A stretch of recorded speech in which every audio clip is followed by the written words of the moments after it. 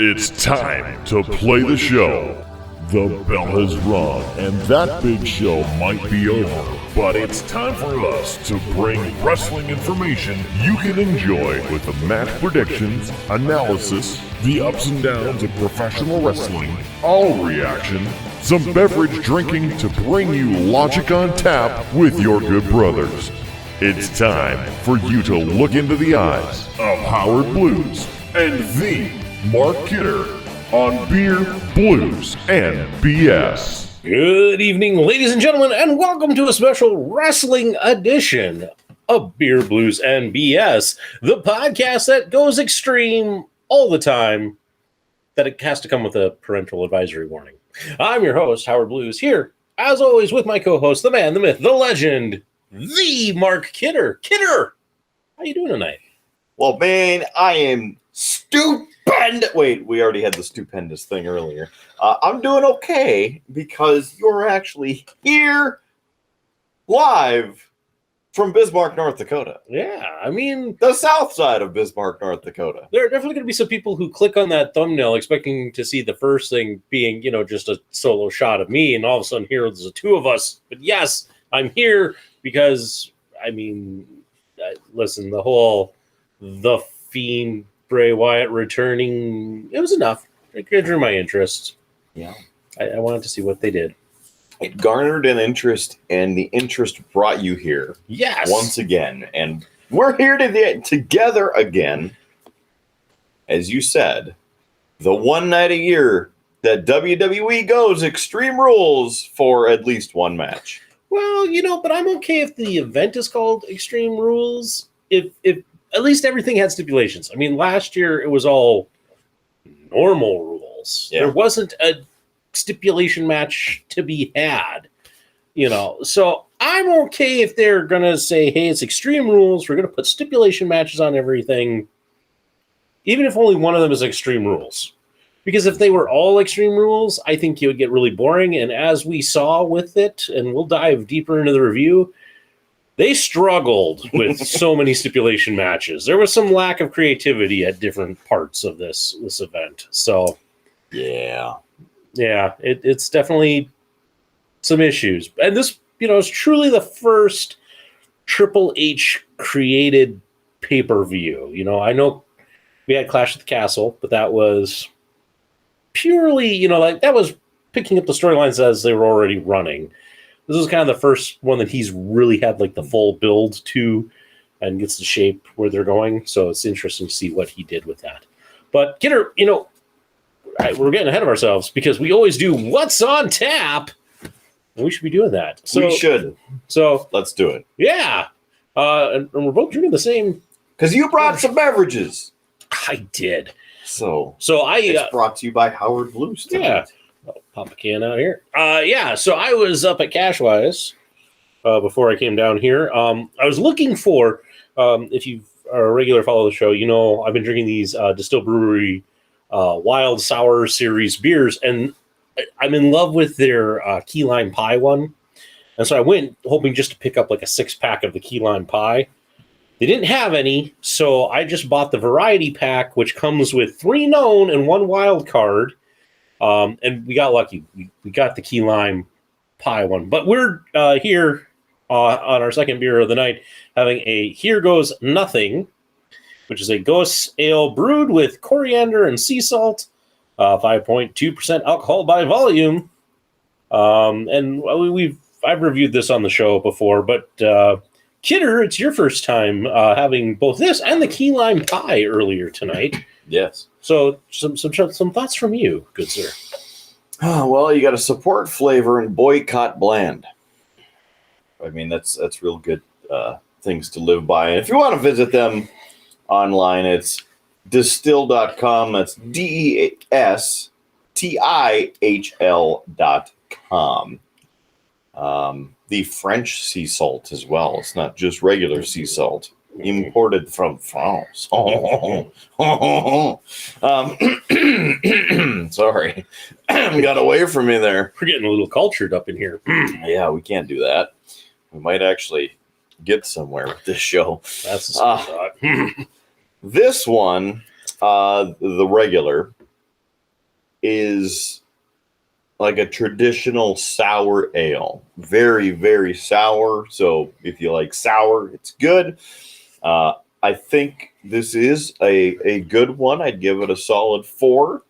The key lime version of it, as you have so thoroughly enjoyed and shared with me this evening, I think that one has a slight edge on it, like maybe a 4.1, 4.2 if I'm really feeling generous. So I'll go solid 4.1 with the key lime, and this one a solid 4. Yeah, I mean, this one isn't bad, but that key lime pie, just, when you read the description of that and they say that they've added lactose on it, and you're just kind of like, okay, this is going to be interesting. But they pull it off. I mean, that's key lime pie in a can, and not in like the bad way, like the Black O-Lantern, which is chocolate pumpkin pie in a can, which also I was looking for Kidder and they didn't have. So dang, shucks. What are you gonna do? I know, man. I was hoping to bring it, and then we could have been like the penalty, on predictions, but they didn't have it. So dang, that is a true shame as we get into it. If you haven't ever seen the show, or at least one of our wrestling reviews before, Kidder and I, for years, we should really figure out how many so we can say, for the last 10 years, I don't think it's been that, but for the last large number of years, we started this. We just take predictions before the pay-per-view. This time we were calling it as it went because I was here. And we've just kind of kept score, and it's just kind of something fun to do all along and see how well we do with it. Helps pass the time. Yeah. And also, this show is different because I actually got to see it. I have been absent from viewing wrestling for a while. So it's a lot of times these have been Kidder just recounting what happened and me listening and giving my thoughts about what I hear. But I actually was here. I got to see it. So, hey, a rare occurrence where you get both of our opinions having seen these matches. So super stoked.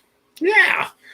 So let's get into this this review of Extreme Rules.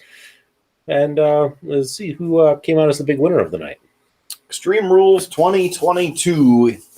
Here we go. The first thing, of course, I like to discuss is the opening video of the show. Because I'm always a fan of great opening videos, good graphics, that sort of thing. Which the graphics, very good. I like how they've changed the Extreme Rules from last year when it was pretty gross with just the flat. Like they didn't do enough to it. And then they fixed it this year. Some laser beams shooting and just everything. So happy with that. The opening video is all right. I mean, Paul Heyman narrated it. So there's that. The spelling bee where they're asking the kid to say or spell the word extreme, even though it's spelled out on the sheet of paper that he's got around his neck. Really? I mean, I get the idea that they were going with being able to like define it and use it in a sentence as a way to build up what is extreme.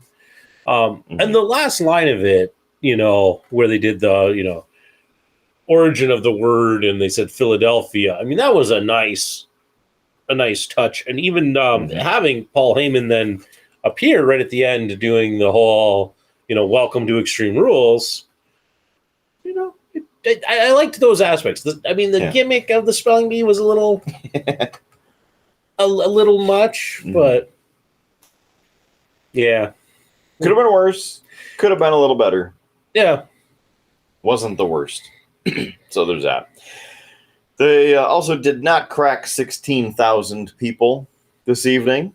There were 15,944 in attendance. So it's good to know that everybody who was there was either enough of people, so it was an even number, or everybody came in pairs. So good. Nobody went home alone. It's your wrestling pay-per-view buddy. Sorry. Premium live event. Your PLE buddy.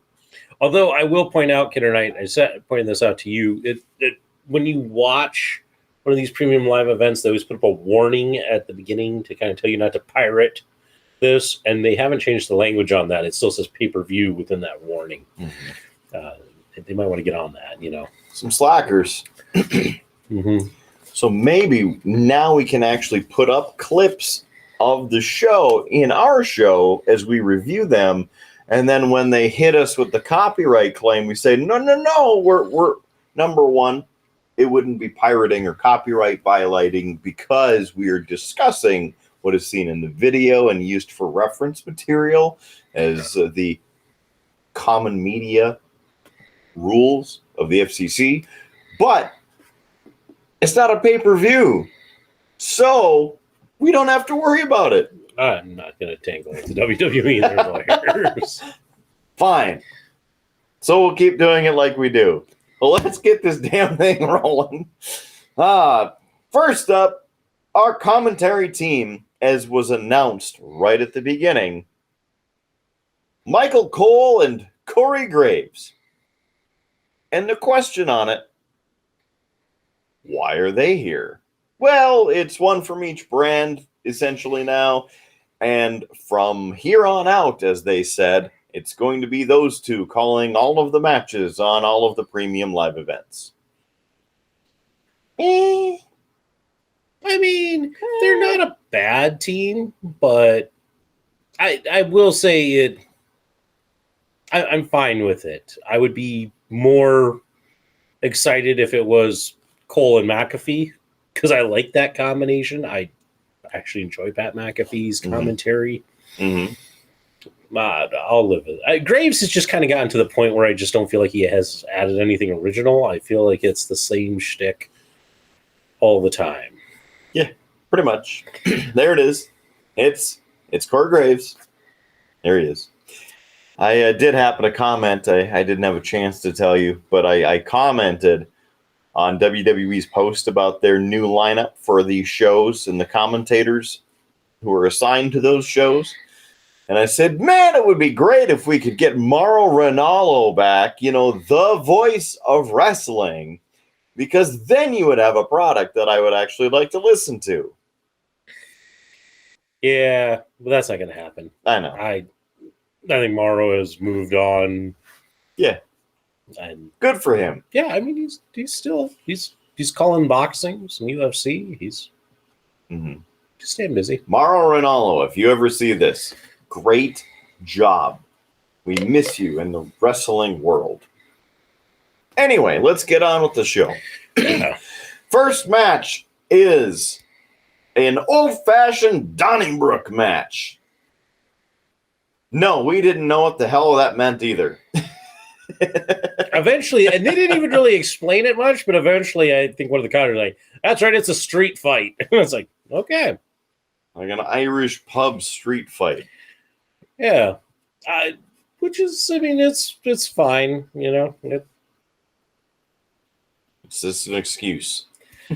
Right. I mean, it's fine. So this one had the Brawling Brutes versus Imperium. Yeah. Yeah, and in this one, Kidder, we both took the Brutes. I took them because I said, you know, we've seen Gunther get 2 victories over Sheamus, and then this was a way to have Sheamus kind of get a victory, you know, that wasn't just on Gunther. You know, he could pin one of the other members of Imperium.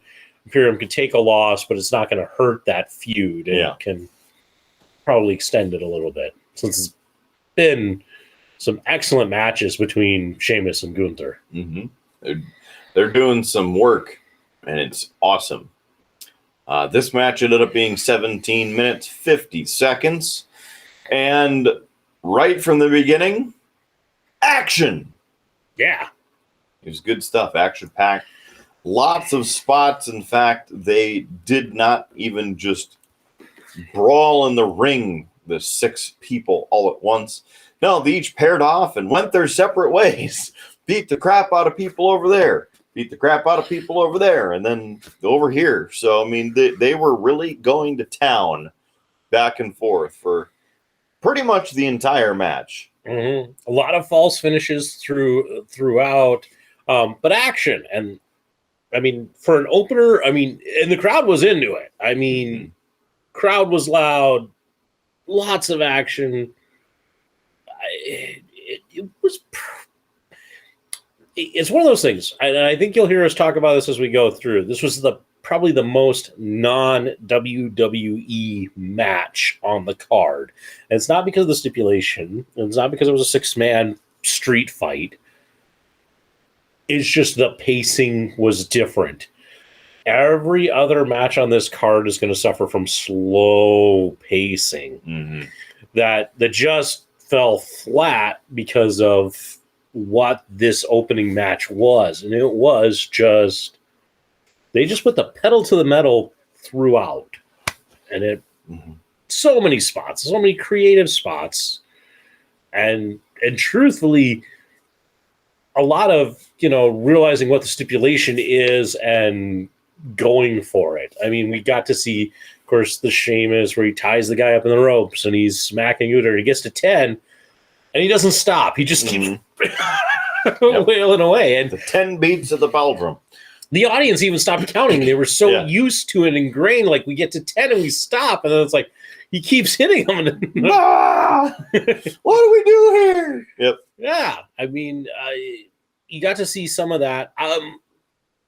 Pete Dunne in his brawling, I wish that we got to see more of his joint manipulation stuff, because that stuff just looks painful. And it's good. But I understand it doesn't quite fit with the current character he's playing. But saw it once at least for you. Yeah, a little bit. A little bit. But that is one of his better. The only other person I've seen who's done it kind of as well as him in a match is Marty Scurll, who I don't know if you're familiar with. He used to run around with the Elite, and then the Elite formed AEW, but Marty Scurll's contract wasn't up, and so he agreed to stay on. I forget which company he was with, but yeah, he's an interesting one. Sure. A couple things to mention of note with this is the entrances. First of all, they were finishing the Brawling Brutes entrance, and the whole screen was interrupted by a part of the White Rabbit video, like a glitch for 5 seconds maybe, and then glitched back like nothing happened. And then a lot of hard-hitting spots, as we mentioned, lots of brawling, lots of bruises tomorrow. It was really good. The huge part about it that I enjoyed was the Celtic cross through the announce desk to basically end the match. Huge spot. Sheamus got Gunther up onto his shoulders for the Celtic cross, big finisher. Boom! Through the table. And then in the ring, the other guys were able to finish it. And your 3 count, and the winners of the opening contest, the Brawling Brutes, again, 17 minutes, 50 seconds, while not taking away a lot of momentum from Gunther and the Intercontinental title, but giving a huge boost to the Brutes, who have been, mainly Sheamus, I guess, kind of sidelined because of the 2 or 3 losses in a row to Gunther. So, good match. Yeah. In fact, I would go so far, Kidder. This is the match of the night. Yep. It's all downhill from here. I agree. But this was definitely the match of the night. And it's not the others didn't have potential. They all had potential. None of them just lived up to it. So this was, the best. Mm-hmm. So that finished, and we had a WWE Shop promo. Bianca promo, and The Miz gets interviewed in the back and gets interrupted by Gritty, who tries to give him a free t-shirt, who then wants him to put on the t-shirt over his suit. And then The Miz gets angry and throws the t-shirt on the ground, stomps it. Like a dick. Yeah, the Miz is there basically to talk to Triple H is kind of the whole story, because they're going to be celebrating the Miz's birthday on Monday, and he wants to talk to Triple H to try and get Triple H to keep Dexter Lumis from interrupting the proceedings. So that's the Miz's motivation through all of this. Yep. And then we come back to the ring and we're greeted with the entrance of Ronda Rousey. Yes, it is time for Liv Morgan and Ronda Rousey for the SmackDown Women's Championship. This match ended up being 12 minutes and 5 seconds too long. And I chose Liv Morgan. Mm-hmm. I had Ronda Rousey in this because I've never been much of a Liv Morgan fan, and it just never has made sense that Liv Morgan has the title and has defeated Ronda Rousey. Twice. Yeah. So, here we are. First of all, Liv brought a baseball bat down to the ring with her that she customized. And initially, Ronda grabbed it and threw it out of the ring because they started going after each other. And then she gets booed for removing the weapon. So then they start fighting back and forth and eventually get the bat back and start whacking each other with it, but awkwardly. Like, at least try and make it look real. Or use, I don't know, a kendo stick. Something you can actually hit them with to make the sound and have the visual of, ah! Mm-hmm. Not a baseball bat where you can take somebody's teeth out. Well, and it doesn't help that, and again, I'm going to keep referencing why there are issues, that in the match before, we saw Imperium, I can't remember which one, because I never, the two minions of Imperium, I don't know who's who. I haven't followed closely enough to be able to tell you. But one of them busted a wood shillelagh over Sheamus's back. I mean, and this was wood, and he cracked him hard, and the cameraman got hit by one of the flying pieces. But I think that was Giovanni who hit him, the bigger guy. Yeah. Because Ludwig is the skinnier looking dude. Yeah. I can't even remember this one. But yes. Anyway, you saw that in the opener, and then you saw, like, some of the weakest, like, hitting anybody with a baseball. I don't have a poll around that we could easily describe it, but it's really weak. And we even commented on the first match when he got hit, when Sheamus got smacked with the shillelagh, and not even smacked, he got smoked, because you could see the sweat from his back go shooting off to the side, and then the damn shillelagh broke in half. Mm-hmm. And both of us went, ah! Like, that's gotta hurt. And then you come to this match, and we wish that we could have fast forwarded through it. Yeah, you had that. You had the weirdness of Ronda having one of her shoulders up on the table, and they started counting. Yeah. And then she had both of her shoulders, like, they had a table at an angle. So it wasn't like the table was laying flat and she was being pinned on the table. This was at an angle, which it just doesn't make sense because technically her shoulders are up. It would be the same as I said to Kidder, if somebody leans against the barricade and you put a foot on them, could you count it out then? Yeah. I mean, of course, that's in a false count anywhere match, but you get the point. It's supposed to be pinned to the ground. Shoulders down. Right. You commented on it as well, but Corey Graves at one point, after some shots were exchanged, and he goes, "That looks ugly." And both of us, yes, it does. This match is ugly. Get it over with, please. Yeah. We had the awkward chair spot on here where they had put the chair in between the ring ropes in the corner to set up a spot, but it fell out. Yeah.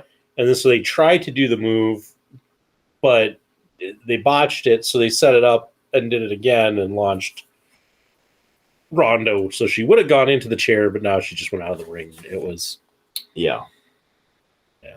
it was bad.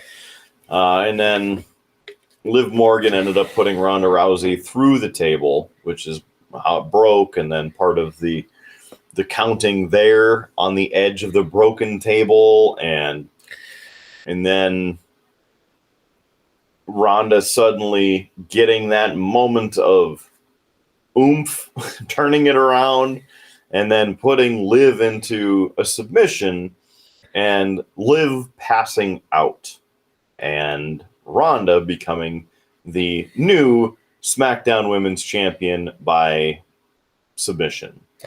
Yeah. Also, weirdest, like, it was a weird submission. It looked weird. They had Liv smiling through it. Yeah. Which was weird. It just, the whole thing. This whole match, like, if you were going to give it a rating, I mean, ugly is just the point. It was, whew. D for done. F for finished. Yeah. We're finished with it. That's 12 minutes, 5 seconds of our life. At least we didn't pay to be there. Next on the list. Oh, this one's going to get you. Let me tell you. It's Karrion Kross with Scarlett and Drew McIntyre in a good old-fashioned strap match. That also, by the way, was after a DraftKings promo. Because, you know, something that we do, maybe you don't know. So saying you know is misleading. So, what you don't know and what you will know now is that we here at the Triple B will watch for the DraftKings, and we say that in quotations because they don't actually sponsor it, but they sponsor everything else, so they might as well be the DraftKings Screwy Finish of the night. And we will advise you if and when that happens. So stay tuned. All right. This is the strap match. 10 minutes, 20 seconds in length. And again, Karrion Kross and Drew McIntyre in this whole thing here. I believe I picked Karrion Kross. Yes, so did I. So, being on the same playing field, here we go. McIntyre comes to the ring first, which you commented on, which, yes, is kind of a surprise because McIntyre, I mean, unless he's challenging for a title, typically comes out second or last because of his sword and the bigger entrance and whatnot. But he's out first. Karrion Kross comes out with Scarlett, and then the mind games start right away. He doesn't want to put on the strap. McIntyre puts it on right away. He's tied up. He's ready to go. Karrion Kross grabs it like he's going to put his hand into it and then throws it down. The official picks it up and put this on. And so he starts putting his hand through and then, throws it out of the ring. And then Scarlett comes over as the ref is arguing with him, grabs a hold of it. Scarlett does, and starts yanking on it to pull McIntyre, off balance and get him against the ropes. And Karrion takes that opportunity to start beating the hell out of McIntyre. And this is when things start going downhill. Yeah, it's a great idea. Like, a different, interesting start to a strap match. The problem gets to be is they go on a tour of the audience where they're going to go out into the crowd, basically make a giant square, come back in. The whole time, though, nobody is really getting an advantage during this. It's not like your usual beatdown where, like the heel beats down the face and the face has to kind of make an underdog fight to, regain as the actual match gets going. No, this is like them just walking through the audience. Okay, it's my turn. I'm going to punch you a couple of times. Your turn. You're going to punch me a couple of times. Walk 10 feet that way. Yeah. Just kind of like no big spots during that. No nothing new, nothing interesting. It was literally a walk with some punching and kicking. It just was bad. You didn't see Drew pick up the strap, which he's dragging this whole time, and like hit Cross with it. You didn't see anything like that. It was just punches and kicks, and they make their way back around. And eventually Drew gets the upper hand and basically just puts the strap on, carrying Cross, the bell rings, and we're off to the actual match. But we've already wasted, gosh, and we don't know because it's not part of the official match time.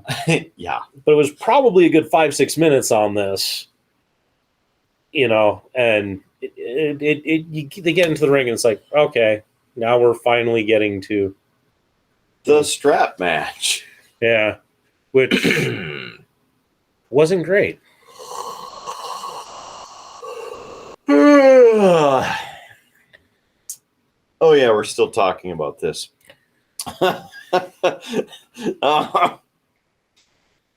Couple things to mention. We'll just speed this along. It was slow. As we finally get to the end of it, because they just whipped each other with the strap over and over and punched each other over and over. And there weren't any, super moves. It wasn't, wow, that was crazy. It just punching each other and going around the ring and slapping each other with the strap. Yeah, it lacked some creativity in that sense. Until basically the end. Scarlett came into the ring in between Cross and McIntyre. And she pulled out the spray bottle, as Graves said, law enforcement grade pepper spray, and sprayed McIntyre through the face, all over the place, all the way down. And then Cross was able to run over, and 1, 2, 3. Cross is your winner. Mm-hmm. Yeah, she hopped in, interrupting McIntyre before he did the Claymore kick. He was setting up. He was doing the countdown to that. So you didn't even get that. I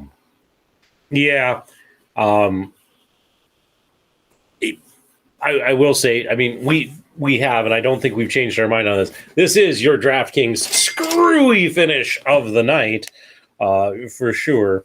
Yep. There is some other screwy shenanigans that happen later in the show, but meh. Not to this level. Yeah. I will say they did a nice job with the selling of this, where they actually had the ref come in with a bottle of water and a towel and start trying to rinse out McIntyre's eyes through this. But yeah, this was just kind of a meh of a match. It's just, I've never really been excited by strap matches. I see strap match and I go, all right, so they can't get too far away. Now flipping gears on that, because the dog chain match or the dog collar match, very similar, but the match with CM Punk, AEW, was a hell of a lot better. Yeah, I mean, you have to have some creativity and do stuff to make it interesting, because you are limited. You can't do all of your, you can't get that separation. You can't do probably all the things you want to do. You have to come up with creative spots, and these guys just lacked anything creative that they could do with that strap, besides doubling it over and whipping each other with it. Or pushing them into the corner, pushing them into the steps on the outside, or the commentary table. There were a few small things, but there was nothing huge, like what MJF and CM Punk did with that dog collar match. I mean, very similar, but yeah, I mean, yeah, it takes the right thing. Also, I don't know if this rivalry has earned this step. Yeah, it was very rushed to this point. Yeah, because Cross has been stalking McIntyre and hosing him on matches and things. But I don't know. They could have had a match at a pay-per-view first. Yeah, that would help. It also doesn't help that they both kind of had beatdowns using the strap on the other one on the shows because they showed it in the video package. And I think that it's like, hey, you're using some of what you could do in this too early. The actual match. Yeah. So yeah, this one was a miss. So it made for 2 bad matches right in a row, and yep. Yeah. It was a good break to go to the bathroom. But that's also coming. That was a hard thing, I will say, Kidder, throughout this whole thing because of the whole White Rabbit reveal. Like, you just didn't want to leave because you didn't know where it was going to happen. You just didn't want to miss it. Yeah. Also, was that was the Liv Morgan Ronda Rousey match when I mentioned the LEDs, wasn't it? The video boards, or was that this match? I think it's. I didn't write it down. Yeah, but it was either last match or this match. Of course, now WWE has filled the camera viewable side of the ring apron. Not only the apron, but also the back boards to separate the crowd from the ring area. They have LED boards all over. All of the LEDs, the LED boards, flashed to red for about 5 seconds in the middle of the match, and then came back to normal, and nobody mentioned anything about it. Again, just like the White Rabbit digital promo that glitched in during the first match. All right. As we continue along, we had an Edge promo, and then we find The Miz once again backstage, and now he's on the phone with Maryse, and he's getting mocked by Gritty. And then he beats the crap out of Gritty for mocking him. And then he leaves. Yeah. Anyway, now it's time for the first ever ladder match featuring a title for the women's division in WWE history. This is for the Raw Women's Championship. Your champion, Bianca Belair, versus Bayley. And, of course, Bayley, part of Damage Control, the new and up-and-coming group, or stable, if you will. And on top of that, the whale. Not well, the whale. We'll see if Orion comes back. Oh, he'll come back. Orion came to visit, and he brought the whale. So this one was a whale of a match, and by that being the first ever, so you want to try and make it good. We both chose Bayley because I would say, at least in my thoughts of it, that I would think Bayley and Damage Control need more momentum, being that they're very new. Two of the three of them are now the women's tag team champions, so they're trying to get momentum, and I would see that as a good outcome.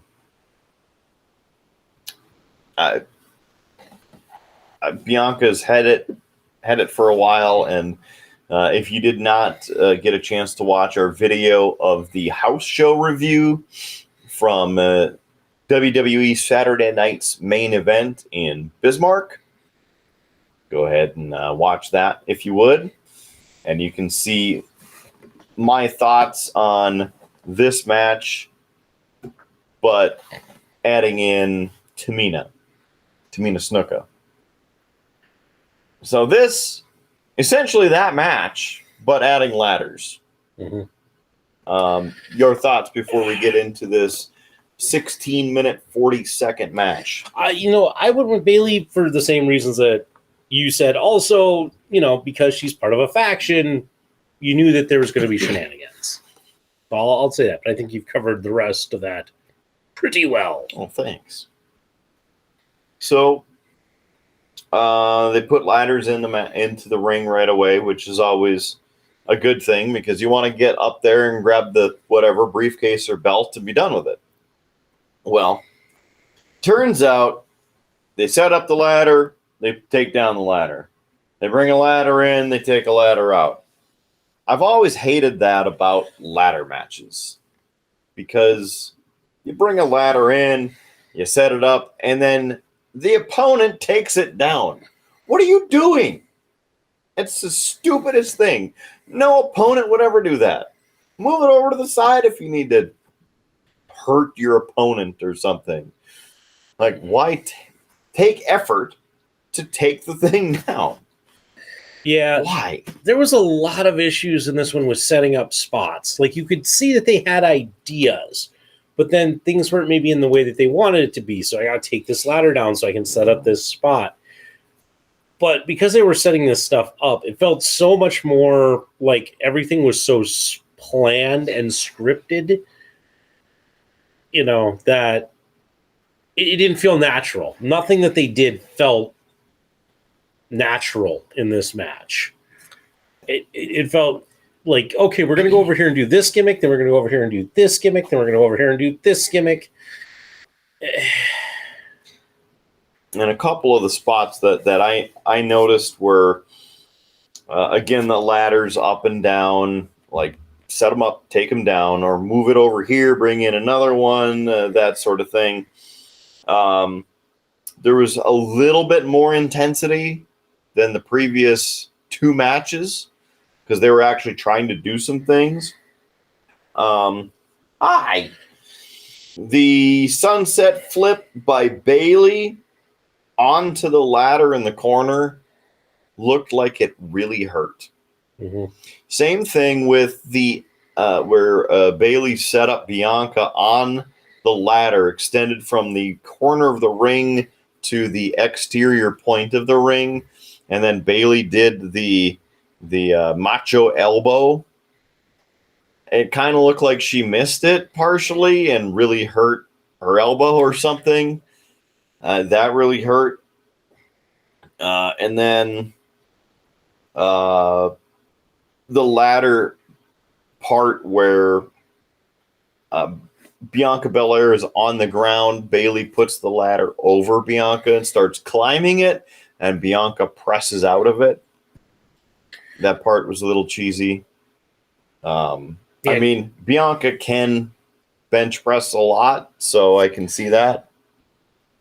But aren't you supposed to make it a little bit more? Because she only got, 5 steps up. Wasn't even halfway up the ladder. Yeah. Well, and Bianca could have slid out from under her. It's not like she was pinned. Yeah. And it was really awkward to set that one up. They did have one nice spot where Bailey kicked the ladder over in a nice way to tip Bianca off. That was great because so many times you see them just race to get up and push it over. And here she just kicked it just right a couple of times and it tipped. And that was at least different.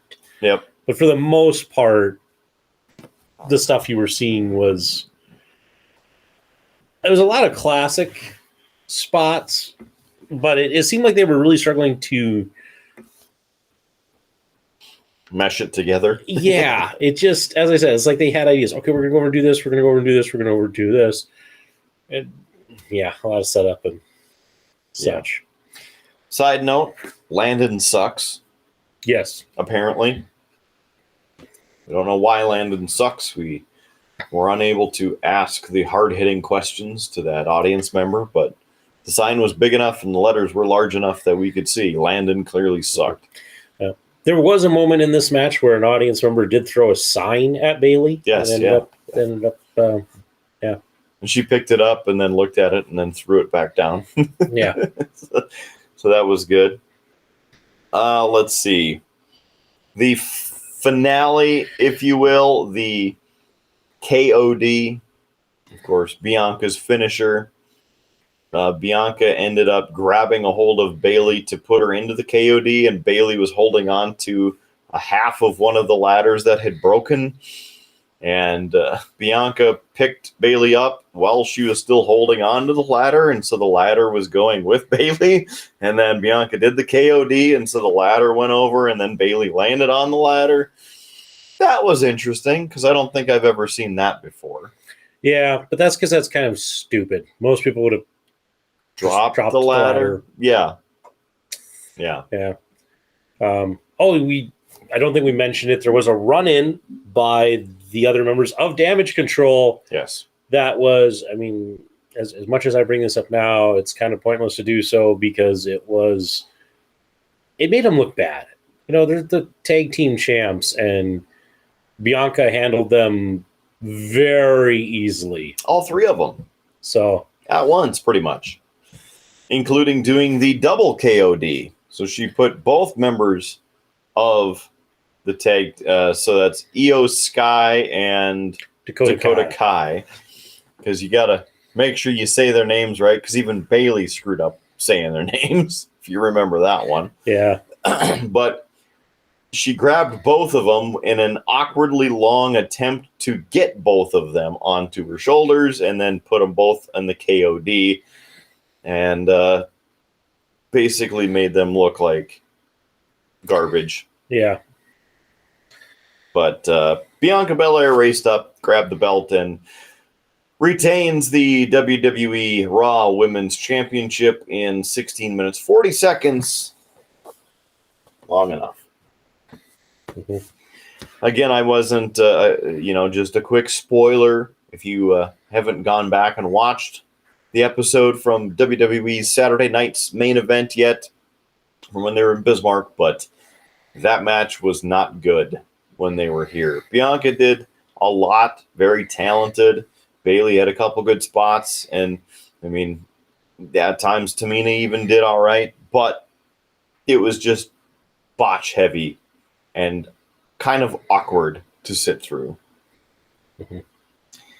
All right. Any closing thoughts on that before we flip the page? I think we've hammered that one home. All right.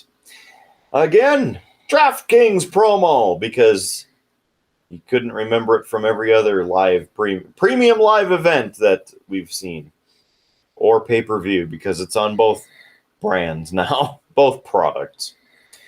And then a Roman Reigns promo, a Monday Night Raw promo, what's coming up this Monday for the season premiere of Monday Night Raw.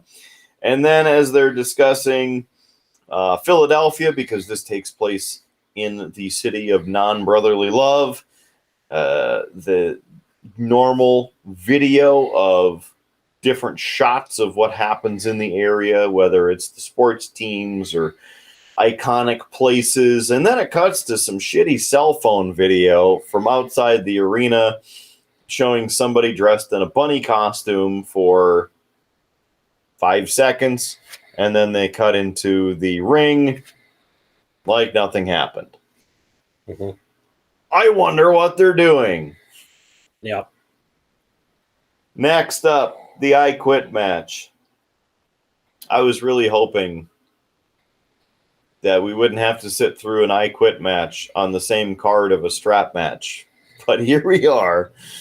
It's happening, and it's extremely boring. I mean, it could be worse. Could be another strap match. Mm-hmm. Or it could be an ambulance match. I almost would have went with the ambulance match, because at least they'd have some lights to turn on. Something flashy on the screen. But the next one, I didn't even realize this, because I think I zoned out for half of it. This match is 29 minutes, 55 seconds. This one went a long time. And this features Finn Balor and Edge. Of course, Finn Balor with Judgment Day Gee, I wonder, in an I Quit match where there's no disqualification and really no rules aside from making your opponent say that they quit, I wonder who's going to interfere. Yeah. At some point, right?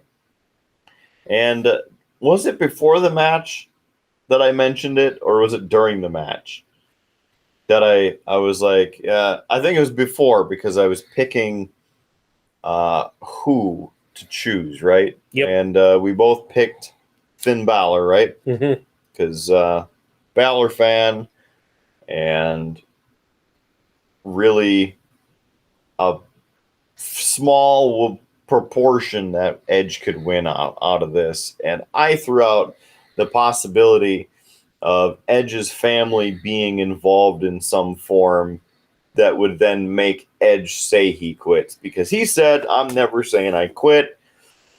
There's no way in hell I'm saying I quit. You can't make me say it. Blah, blah, blah. So, interesting thing there. We start. Edge comes to the arena first and almost takes out one of the production guys. The production guy tried to, I don't know, get out of the shot or something, but he was in the middle of the shot and just looked super awkward, like he was in the Matrix. Yeah. It was interesting. And then the lights go down like it typically does for the Judgment Day entrance, and some new music hits and the smoke and everything. And it's Finn Balor coming out by himself. Just some shitty new music that's been remixed, and a BDSM mask. I don't know if it was that, but it was definitely a spike the helmet mask thing that, yeah, it was weird. Mm-hmm. My take on the music, I just keep his old music. His old music is great. Leave it alone. Mm-hmm. Stop screwing with it. Or he's the demon, and then use the demon music. Stop screwing with things. Leave it alone. But to me, they made it sound like a shitty remix between his old music and the Street Profits theme. I don't know if you kind of, I mean, go back and listen to it if you want, but I kind of got that feel with like the horns and how they tried to make it more hip hop feel almost. I'm like, why? Dude's from the UK, not the Bronx.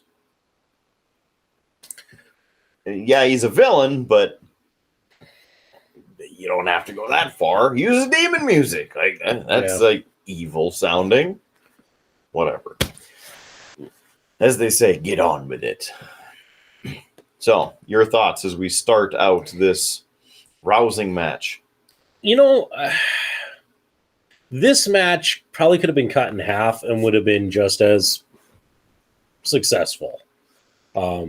There was some good stuff in it. I think it suffered from being an I Quit match. I think you and I both find those annoying because it's a lot of rough.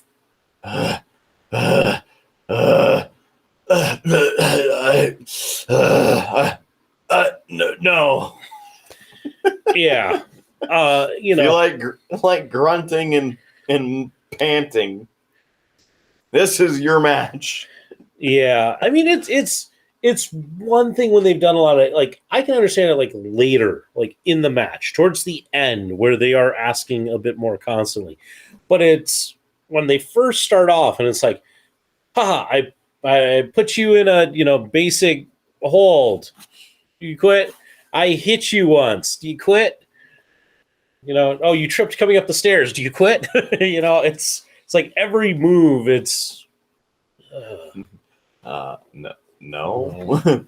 If I say yes, will you stop asking? Yeah.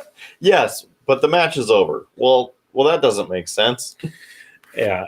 So I will say these guys did a better job. They did go out into the crowd. Yes. But they actually did stuff out there. There was beer flying. There's like popcorn flying. Yeah, they made it up to one of the vomitoriums and Yes, had some action up there. the people in section 110 and 111 got a show right there because of that sweet move that Finn Balor like came jumping toward Edge, and Edge grabbed him and then pulled him back and smoked him into the top where the exit sign is, and then like dropped him. That would have hurt. Yeah, Like that was a good move. it was. The CCM hockey stick. Yep, we saw that make an appearance. We saw them had try a submission hold on top of the kickoff show desk. Yeah, we got to see what's behind the kickoff desk with the monitors and the table and the clear plexiglass. Yeah. Wow, behind the scenes. Yeah, so we got to see some stuff, but for the most part, the beginning half of the match was Edge versus Balor, and then the Judgment Day eventually comes out. Yeah, a lot of just beat down on Edge. Eventually, Rhea Ripley handcuffs him to the ring. Top rope. Yep. They all start beating on him. He still doesn't. Beth Phoenix makes a run out to save. Ends up doing battle with Rhea Ripley, gets the key, unlocks Edge. Yep. But then Corey Graves also had a good Philadelphia Flyers dig that he worked in. Yeah. Apparently not a Flyers fan, and we aren't either, because they're the Philadelphia Flyers, not your Colorado Avalanche, and they fired Dave Haxtell. So there's that.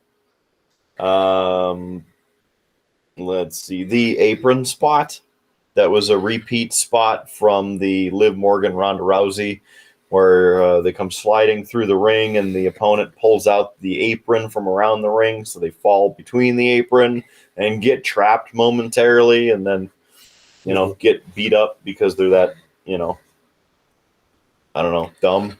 Yeah. Let's see, the attempted spear, but Edge missed and ended up hitting the railing up there, hit his little Edge bits, and then walked back down, and then got beat up.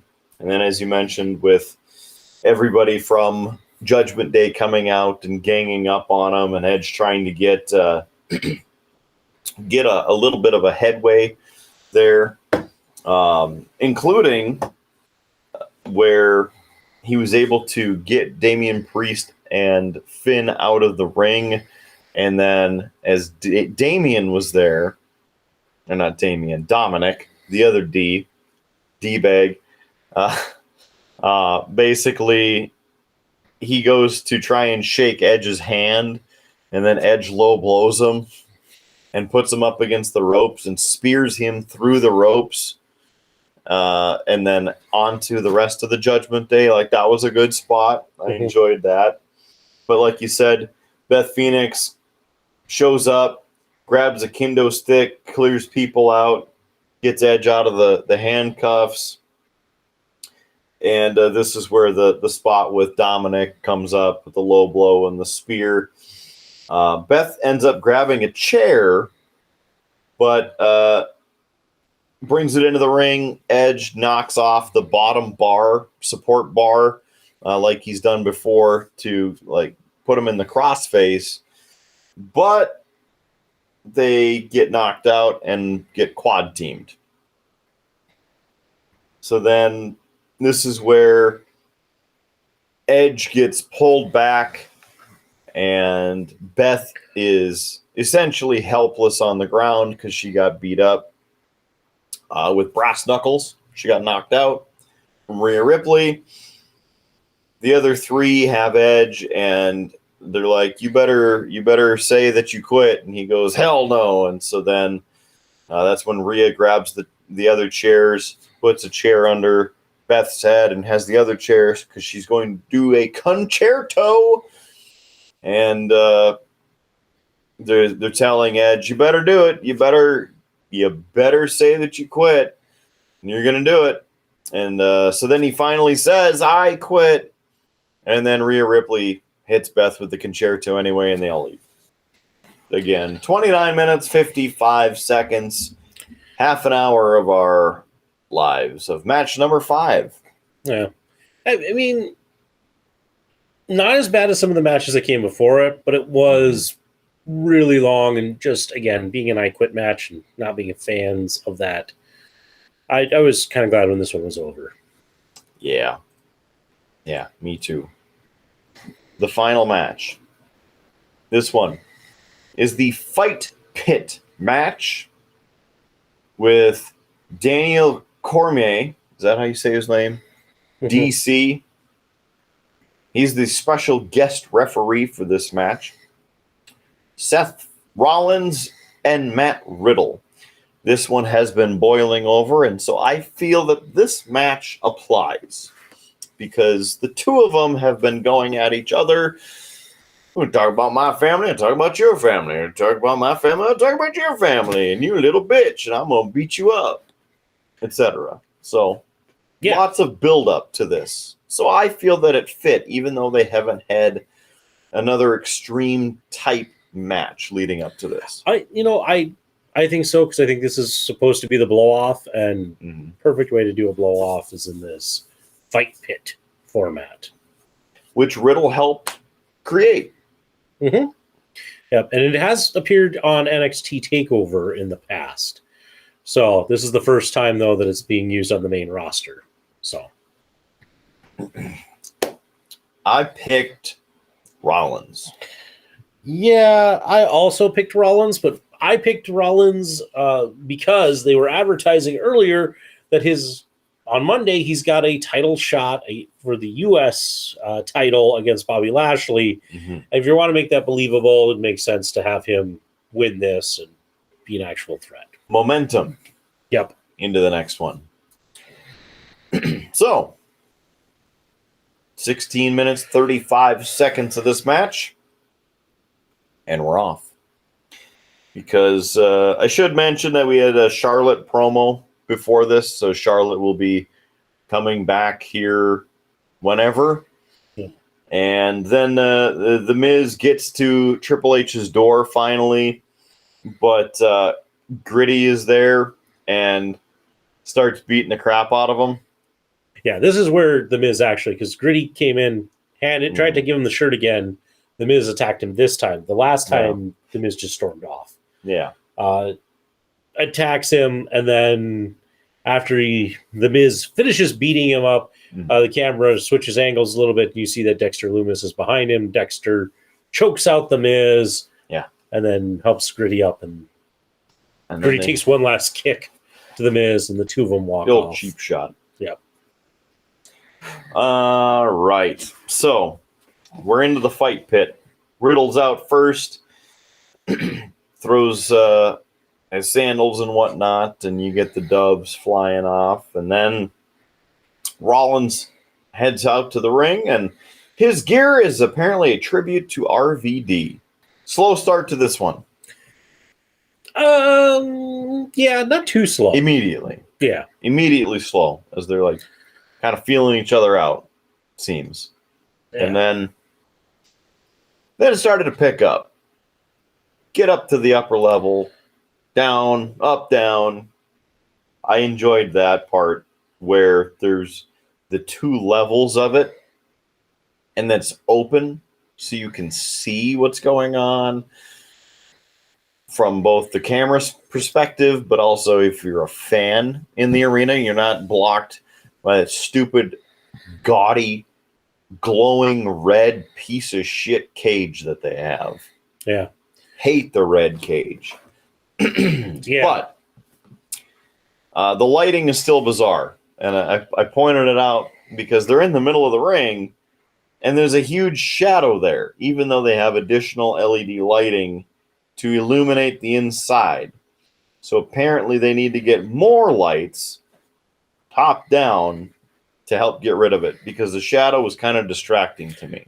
Yeah. Yeah.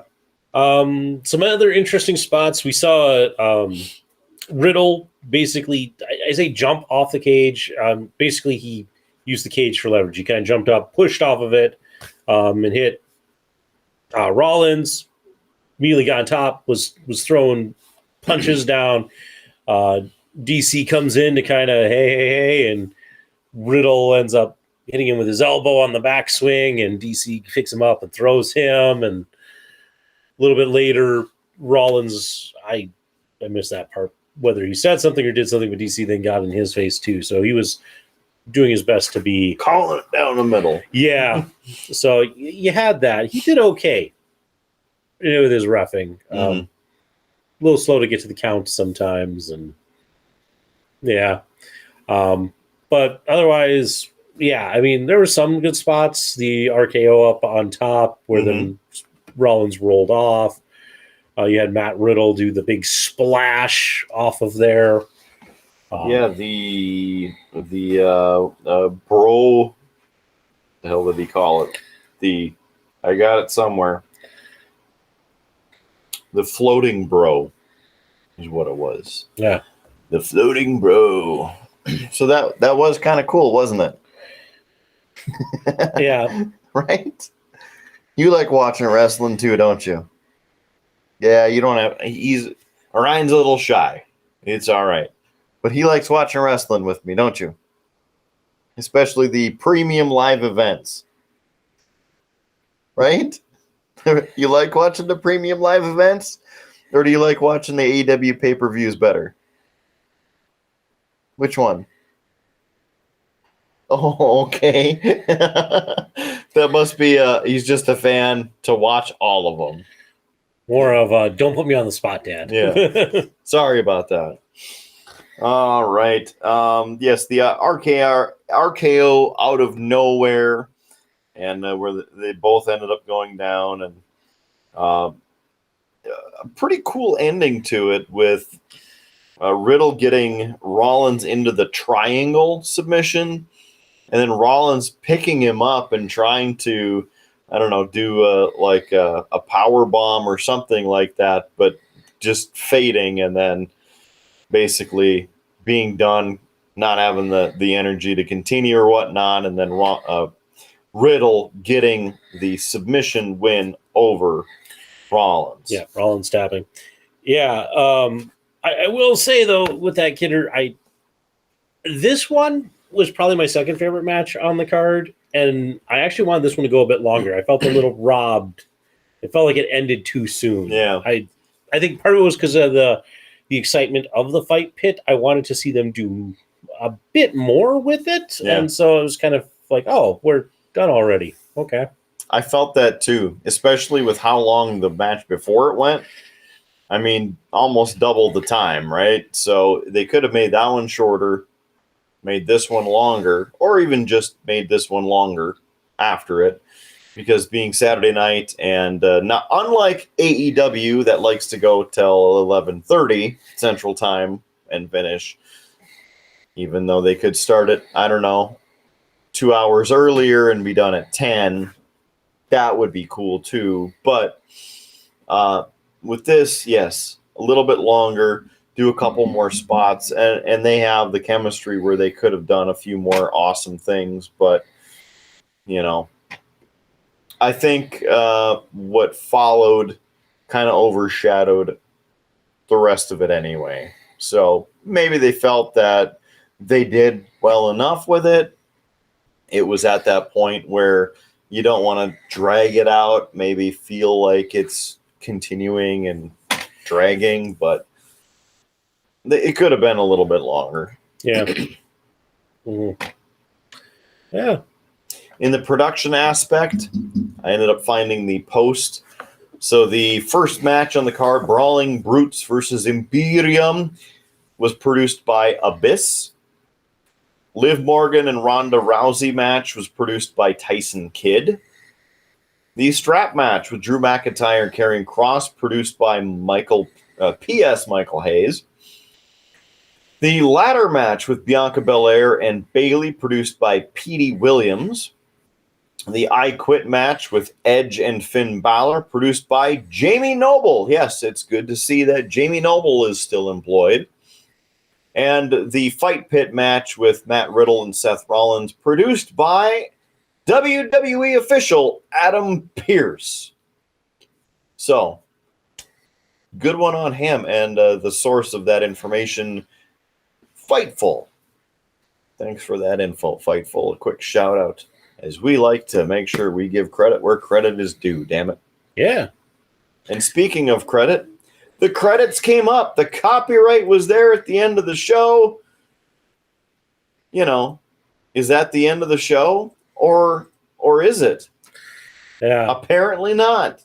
Yeah. So being that this is the Triple H era, and he did do this with several NXT takeovers, where the little bug pops up at the end to say the credits, but it continues on, and the lights go out. We start hearing the classic Bray Wyatt voice singing "He's Got the Whole World in His Hands." And it's interesting because you see all the phones going up, the lights go up, but they put up this long shot of kind of the arena, and they start zooming in to different spots, and you're seeing all of the Bray Wyatt characters. So you're seeing the pig, Huskus the pig. Then you see Mercy the buzzard. Yep. The Ramblin' Rabbit. Yep, the Rambling Rabbit. Sister Abigail is in there. Abby the Witch. Yep. We get the Burnt Fiend mask. Yep, the Burnt Fiend mask on the commentary table. Yep, which got a good freak out from Cole and Graves. Oh my god! We then got the Fiend. Yeah, at the barricade. And then it kind of cuts to this door on the ramp with a little bit of camo netting around, kind of gives it a swampy feel. Fog pouring out of the door, light kind of coming around the seams. That cuts to the Firefly Funhouse, which is all dirty and dusty and covered. Cobwebs everywhere. Yep, and you're seeing all of the puppets from the Firefly Funhouse kind of spread out, laying there. They're all dusty and like they've been there for a year and a half. Yeah. There was some other stuff, and probably if we had time and stopped and looked at everything, we'd analyze it. I'm sure people will, because there was some cardboard up on the door that had some stuff written. The music kind of plays a little bit of the Firefly Funhouse theme, but not quite. But then it focuses in on the TV, and we get this kind of weird masked guy who seems to be saying something. I couldn't quite make out what he was saying, Kidder. I don't know if you could. Who killed the world? Yeah. Who killed the world? And it was very, very difficult, I guess, to us to understand that. Because it was very garbled on purpose. Audio and video, the scratchiness of the video with the static, and then the audio being worked in. But who killed the world? And then it says, we all did. Yeah. And then... Yeah, and then it cuts back to the ramp with the door, as I described earlier. Eventually the door swings open. We get a bright light shining through, and then that sits there for a while, and then all of a sudden we see the lantern appear from this one side of the door, and then the figure kind of steps out behind it, and then walks through the door, and it's the mask that we saw on the TV. A new mask. Yep, it's a new mask. I was trying to think of the name of it. Is a takeoff of a very famous that's used in like V for Vendetta, and that guy. Yeah, that mask. But it's kind of a little bit more cartoonish and such, but that was at least what it brought up. Kind of like Vincent Price almost. Yeah, it's not Vincent Price. Future Howard. There you go. and there's a picture too. So. Yeah. But figure comes out. That figure pulls off the mask. It's Bray Wyatt. He says, "I'm here," and blows out the lantern. And we get a weird symbol then that pops up. The new logo. And then that's it. And the old Wyatt family sound. We got that. And it's like an upside down moth with the skull, red circle around it. Very interesting. As we take a quick look, there's a little bit better better look at it. But it's almost like a lightning bug. Well, it'd be a And a firefly. moth. Firefly Funhouse. Yep, there you go. Mm-hmm. I'm not going to say we're the first to crack that. I'm pretty sure somebody, very smarter than us has already done that. Yeah. So I'm sure. So, Kidder, what did you think of this Bray Wyatt return? I think it was pretty obvious from the beginning of when they started to show all of these different clues, the rabbit and those sorts of things. And so I thought that was pretty interesting. I was also very interested in how they did it, because it wasn't just some cheesy thing. It was actually thought out and done several weeks, I think a month in advance. And the QR codes showed up here and whatnot. Even on SmackDown last night, Triple H was out to open the show. And as he's doing his excited welcome, he flipped the mic, and on the other side of the mic flag was one of the QR codes. So you know that they were all in on it, showing it. But what does it mean? Well, I mean, you basically knew what it meant because everybody's putting it together, freeze framing different things. The biggest clue to me that set it off was the Extreme Rules poster. And in the upper left portion, where some of the lines have a different gradient to it, you could see that the lantern was placed in that area, but faint. And of course, some people with a keen eye and a little time blew it up, and they could see that it's clearly the Bray Wyatt lantern. So, I mean, it was all leading to the same thing. I mean, the lantern, I think, was a bit much of a giveaway, because had it not been in there and then all of these other pieces been divulged throughout the next weeks after that, I think it would have been a little bit more fun. Yeah, I'll say that. Although I think there's a lot of people who had a lot of fun looking for this stuff. Like it gave you a reason to watch, and that's. I said I came down here because this is the thing that was interesting to me, because I've been reading at least about all of the clues and the puzzles, and hey, I got to take this phrase and put it into a binary translator. I mean, it's been a giant kind of scavenger hunt, even if it's been pretty clear that it's Bray Wyatt for a long time. Mm-hmm. You know, but trying to figure out where and when he's going to show up, and you know, some of that. So that was all interesting, and I wanted to see this on how they did it, and it didn't. It was all right, you know. I liked it. I just wanted something more. I felt like, hey, we got this then really cool reveal that he's back, but now what are you going to do with him? Mm-hmm. And I kind of want to know, you know, it's like, what you know, how does this proceed? What more are we going to get? Because it just felt like this was just a reveal. What are we going to get from him? Is this going to be more of the classic Bray Wyatt with maybe a different look?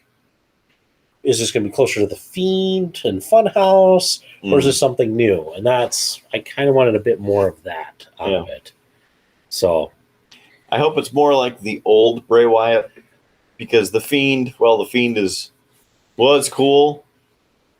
I'm not a huge fan, because what do you do with the Fiend?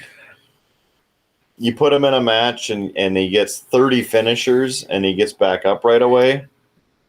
And then how do you beat him? I'm not gonna lie. I didn't like the match booking of the Fiend. I loved though the Firefly Funhouse segments. I thought they were fantastic. I loved the look of the Fiend and the idea of the Fiend. I just think that when they then put him in the ring, that's where they blew it, because they didn't know what to do with it. Mm-hmm. And yet it's amazing how many other monsters they can build that come in, hit a move, 1, 2, 3, pin out. I think they made a mistake by putting the title on the Fiend. Mm-hmm. And I don't think I've never thought that the Bray Wyatt character needs a title. Yeah. I don't think he needs it. I think that it's better for him to just be this dark menace that kind of plagues Sure. the WWE. I don't think you need it. And especially when you have the Fiend, because they put it on the Fiend right away.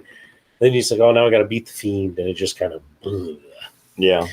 So I wasn't a fan of that. Yeah. I mean, but I loved the look of the Fiend. I loved kind of the gimmick of it. The idea that Bray Wyatt was now all of a sudden this like happy Mr. Rogers character, but then you had this dark. I mean, it was kind of what they do, what like Finn Balor does with him and the Demon King, but like turned up and just, great character development. Now, if they would book, whatever Bray Wyatt does, like they book Finn Balor and the Demon King, minus the Roman Reigns beating the Demon King, because that was bullshit. But otherwise, Tell us how you really feel. Yeah. That's how that goes. Yeah. So we'll see. We'll see what happens. I think we both said our piece on that. And any final thoughts on the overall show as they come back to you? I'm glad I came down because it was always good. It's always good to spend time and watch a wrestling show with you. However, I wish that it would have been a little bit better show. I am leaving a bit disappointed in that. I mean, there were some good matches. There were some excellent things in there, but there was also a lot of bad, and it's just kind of so. Well, Survivor Series is right around the corner, and I know it's one of your favorites. Yeah, I won't be here for that one, even though they're doing it as War Games, and that would be intriguing. I'll probably. And there's Crown Jewel right around the corner. Yeah, that too. Yeah, no. Yeah. And then we do have your favorite, the Royal Rumble. That one I might come down for because it's the Royal Rumble, and I do love the Royal Rumble.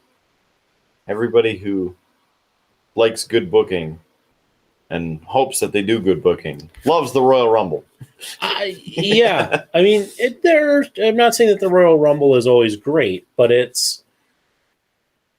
I like it because it's a pay-per-view that serves a purpose, right? We're having this because we're going to determine who the number one contender is for WrestleMania. And we're doing it in a spectacular way where most of the roster is in. Some surprises will show up. Some, nostalgic acts will show up.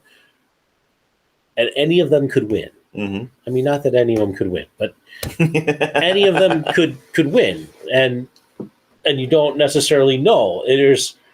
There's a bit more mystery to it. It's not like you often go into the Rumble and go, well, clearly it's going to be so-and-so. Yep.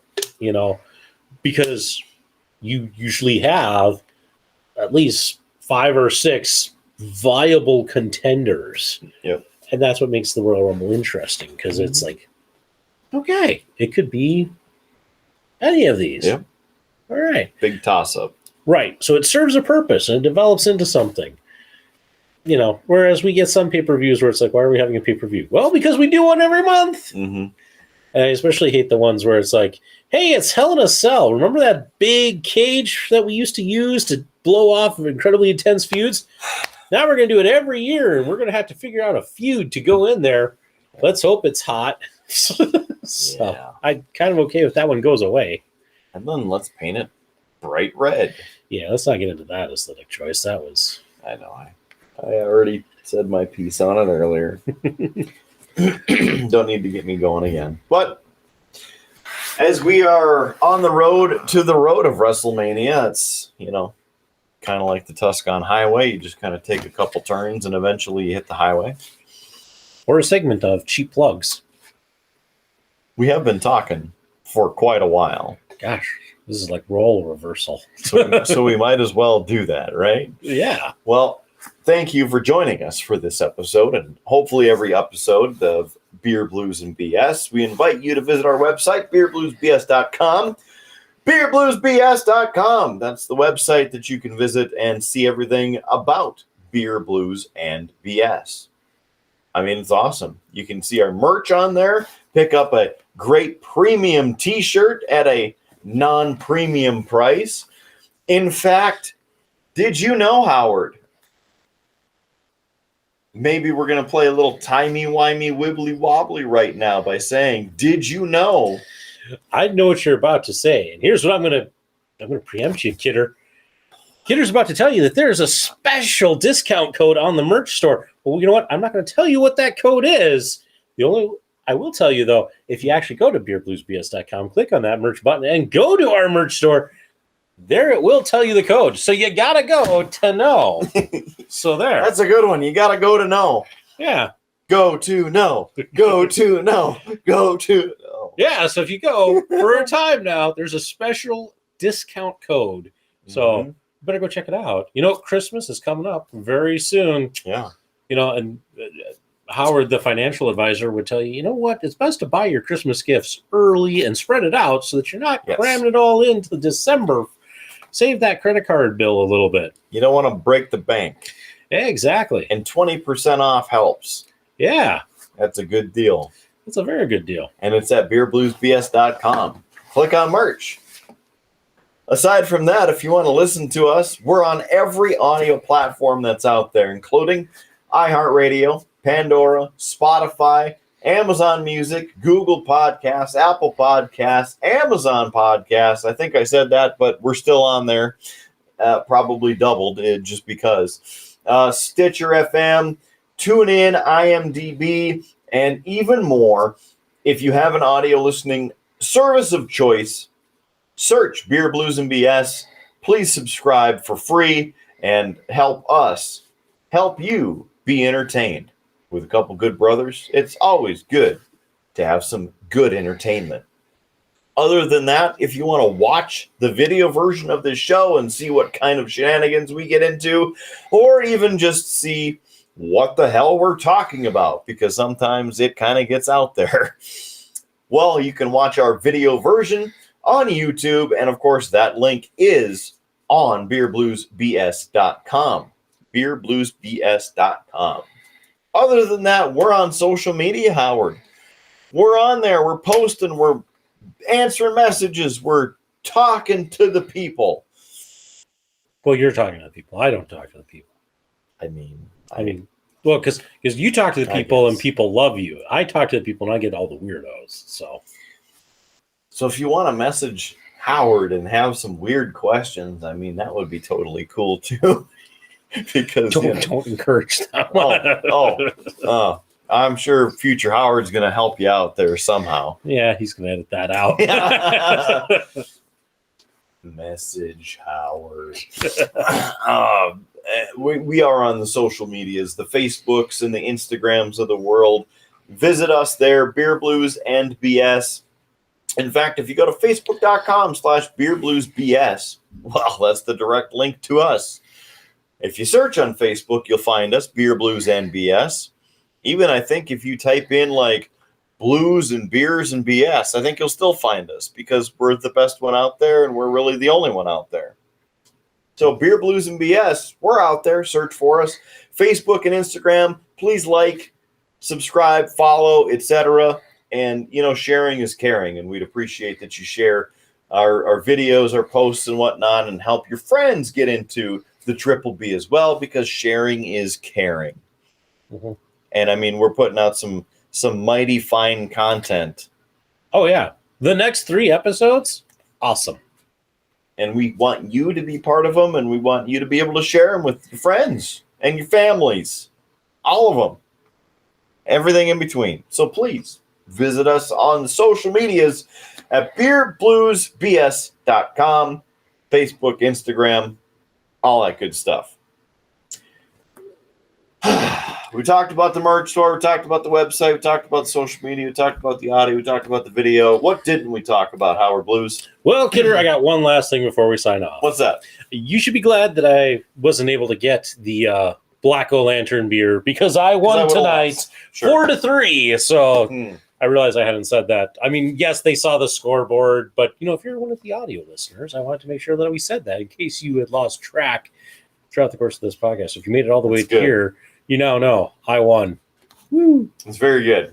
Keep them waiting until the last minute. Yeah, and if you made it this far, thank you for listening. I'm going to say Future Howard's going to hate it because that means he's got to keep that scoreboard up a whole lot longer. Right? That's good. That's good. We have room for it. It's not like we, start like a ticker at the bottom and put random things in there throughout the episode, because then that would be an extra pain and extra everything. And that'll be the debut of Future Kidder taking over the editing job. Triple B. I think I know a way that I can work this in. All right. Well, before I get myself into more trouble, he's Howard Blues. And he was here. Here. In person. It's awesome. Thanks again for the What's on Taps today. Hey, you're welcome. Appreciate it. Appreciate a good beverage. And if you have some recommendations on what we should be trying on the show, please shoot us a message or leave a comment and give us some good drink recommendations, because we are always looking for something What's on Tap. And that's something that I missed, because if they want to buy us a beer or buy us around, they can do that at beerbluesbs.com. Yes, you listening or watching, thank you.